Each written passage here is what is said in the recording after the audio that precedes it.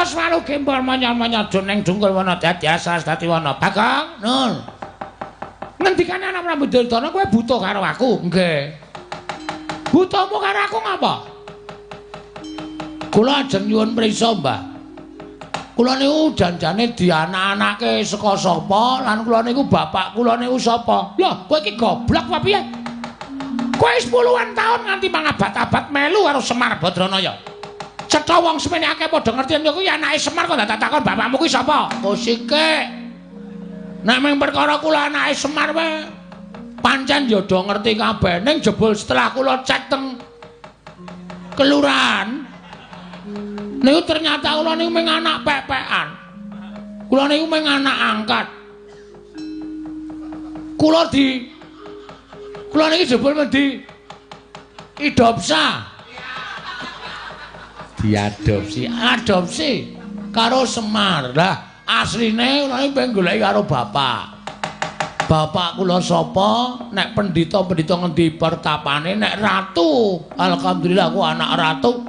Ratu ngendi negarane? Nek satriya, satriya ngendi kasatriyane. Lah kok dadi kowe takon aku? Ajarane sampean pendhita ampuh. Perkara ampuh karo ora kene aku ora ngerti karo bapakmu. Mergo laire dhisik kowe. Ah, kula ngerti nek laire ini dhisik kula mbane sampean. Nek sampean iku kondang pendhita ingkang wasis ngerti karo lelakon sing panjenengan boten ngerti, ngerti karo lelakon sing bakal lakon tegese netra sampeyan iki iso nyawang masa depan atau masa lalu.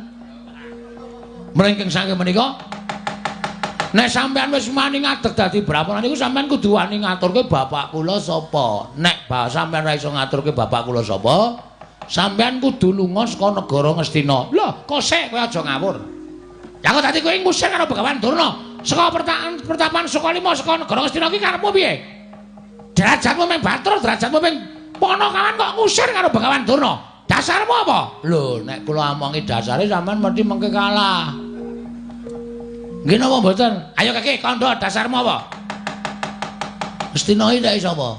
Lho, kagungane anak Prabu Duryudana. Ah, ora penemu sampean. Mergo sampean dibayar. Dibayar karo anak Prasian kok anak Prabu terus iki dibayar karo Sri Prabu Ngastina tumuli sampean ngakoni nek sing duwe Ngastina niku Prabu Duryudana nek janjane ora Mbah. Ngastina niku nggone Pandhawa. Merga sing dadi ratu sadurunge Pandhawa utawa anak Sinuwun Prabu Duryudana menika inggih menika Prabu Pandu Pramuka. Ngawur. Prabu Pandu Dewa